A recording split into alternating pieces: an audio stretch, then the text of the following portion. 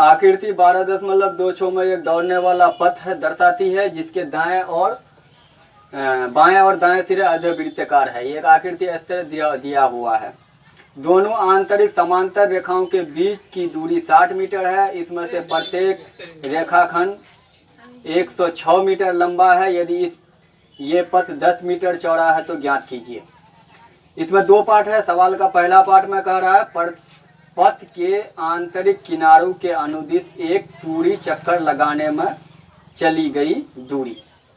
देखो, जैसा सवाल में कहा गया है उसके तरह से आकृति को बनाया गया है। यहाँ आकृति में ये रेखाखंड जो है 106 मीटर लंबा है और दोनों रेखाखंडों के बीच की दूरी 60 मीटर है। ये चीज़ दिया हुआ है। तो कोई आदमी अगर इसके आंतरिक किनारा पर चलेगा तो कहाँ कहाँ चलेगा। देखो, अगर आदमी हम यहाँ पर से शुरू करते हैं इठो कोना से, तो ऐसे करके जाएगा मगर इठो रास्ता पर चलेगा। ये पथ का रास्ता नहीं है, ये हम इसको बढ़ाए हैं सवाल को पूरा करने के लिए। ये ठो रास्ता पर चलेगा। तो अब ये रास्ता क्या है? ये एक अर्धवृत्ताकार है। ये एक अर्धवृत्ताकार है। अर्धवृत्त का जो परिधि होगा, परिधि होता है 2 पाई आर, यानी कि पाई आर अर्धवृत्त का परिधि। तो इसका आर मालूम होना चाहिए। तो आर हमारा क्या मालूम होगा कि ये जो 60 मीटर है तो ये व्यास हो गया। व्यास का आधा त्रिज्या हो जाएगा। तो सबसे पहले हम व्यास लेते हैं। व्यास है 60 मीटर, तो इसका त्रिज्या क्या हो जाएगा 60/2, 30 मीटर। 30 मीटर हो गया।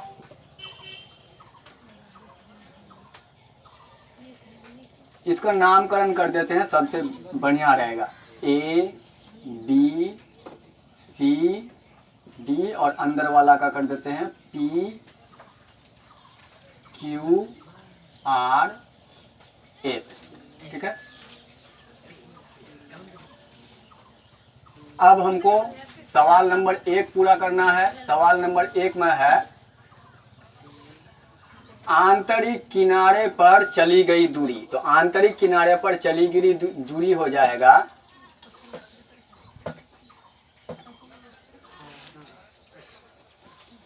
देखो, दो ठो तो 106 मीटर चलेगा ना। दो ठो 106 मीटर, एक ठो ये और दो ठो ये चलेगा।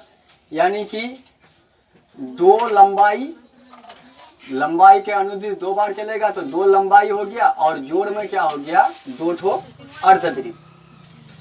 2 अर्धवृत्त की परिधि। ये रास्ता पर कोई आदमी अगर अंदर चलेगा तो ये रास्ता पर चलेगा। अब 2 ठो लंबाई दिया हुआ है सवाल में कि वो 106 मीटर लंबा है। 2 गुना 106 प्लस 2 ठो अर्धवृत्त। तो अर्धवृत्त की परिधि होता है पाई आर। ठीक है। अब 2 गुना 106 कितना हो जाएगा 212। अब 2 गुना पाई का मान सवाल में नहीं बोला है तो 22/7 लिया जाएगा। ये 22/7 ले लिए और आर हो जाएगा कितना 30। यही दूरी चलेगा।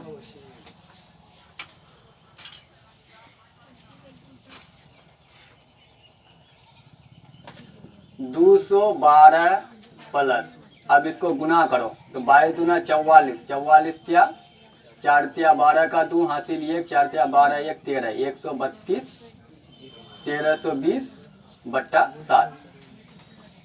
अब इसका भिन्न का जोड़ बनाओगे तो 7 एलसीएम हो जाएगा। 7 से गुना करने पर 7 दूना 14, 7 एकान 7, 1 8, 7 दूना 14 प्लस 1320। अब इसको जोड़ दो तो 4 8 2 10 का 0 हासिल 1, 4 1 5, 5 3 8, 1 1 2। इतना सीएम इतना मीटर पर वो चलेगा। तो ये कटने वाला है नहीं, पॉइंट में भी इसका आंसर को छोड़ सकते हो। तो पॉइंट में अगर करोगे तो 7 चौका 28, 0 और 7 5 35, 5 50, 7 7 49, इतना समथिंग आता है इसका मीटर। एक नंबर का जवाब पूरा हुआ। अब दूसरा नंबर में पूछ रहा है पथ का क्षेत्रफल। तो पथ का क्षेत्रफल क्या हो जाएगा, ये थोड़ा सा लंबा जाएगा पथ का क्षेत्रफल में। देखो पथ में, पथ मतलब रास्ता, रास्ता का क्षेत्रफल में कौन कौन सा आकृति आ रहा है वो देखना होगा। तो देखो ए पी क्यू बी एक आयत बन रहा है, क्योंकि लंबाई चौड़ाई है जिसमें वो आयत है, पथ 10 मीटर चौड़ा है। उसके बाद एस डी सी आर एक आयत है, सेम लंबाई सेम चौड़ाई का, ये आयत का क्षेत्रफल आएगा। और ये वाला जो क्षेत्र बन रहा है दोनों तरफ, ये वृत्ताकार रिंग है, यानी कि 2 ठो अर्ध वृत्ताकार रिंग, ये दोनों का क्षेत्रफल जुट करके, चारों का क्षेत्रफल जुट करके रास्ते का क्षेत्रफल निकलेगा। तो लिखते हैं रास्ते का क्षेत्रफल बराबर हो जाएगा आयत A P Q B, A P Q B का क्षेत्रफल, और दूसरा आयत क्या है एस डी सी आर, आयत एस डी सी आर का क्षेत्रफल।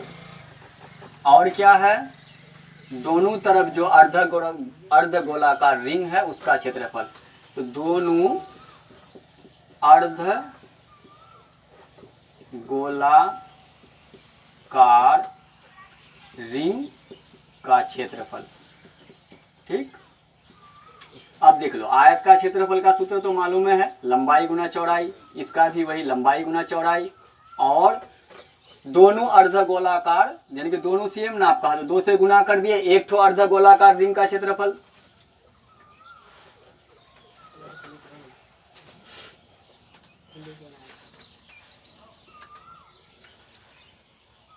तो अर्ध गोलाकार रिंग का क्षेत्रफल हो जाएगा हाफ पाई, रिंग का क्षेत्रफल तो मालूम है क्या है, R square minus R square, 2 से 2 कैंसिल, यानी कि 2 ठो अर्ध गोलाकार रिंग मिलकर के 1 ठो गोलाकार रिंग पूरा कर दिया, हुआ ना। दोनों तरफ जो अर्ध गोलाकार रिंग है तो 1 ठो पूरा कर दिया। अब देखो लंबाई चौड़ाई, लंबाई क्या है 106,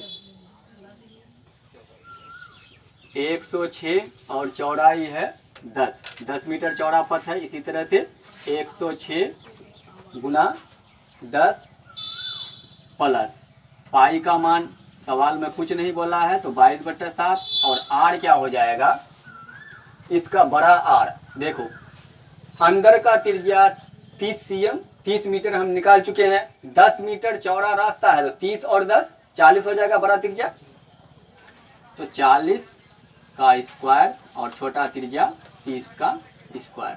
अब इसको सावधानी से हल करोगे तो इसका आंसर आएगा। अब देखो 106 को 10 से गुना करने पर एक अंक बढ़ जाएगा 1060, इसी तरह से ये भी 1060, और यहाँ 22/7 गुना, ब्रैकेट में क्या बन रहा है ए स्क्वायर माइनस बी स्क्वायर का सूत्र लग रहा है ना, 40 का स्क्वायर घटा 30 का स्क्वायर, 40 प्लस 30 40 माइनस 30, इस तरह कर दो, जो गुना भाग कम करना पड़ेगा, 40 प्लस 30 40 माइनस 30, 1060 मिल करके 2120, और यहाँ 22/7 40 30 70, और 40 घटा 30 10, इसको कटा सकते हो 7 दाही 70। बोर्ड मास में क्या होता है, पहले गुना का काम होता है, तो गुना में क्या क्या है 22 गुना 10 यानी कि 22 पर डबल जीरो। अब इसको जोड़ लो तो 0 0 0 2 0 0 2 1 3 और 2 2 4, 4320 मीटर स्क्वायर इस रास्ते का क्षेत्रफल। आंसर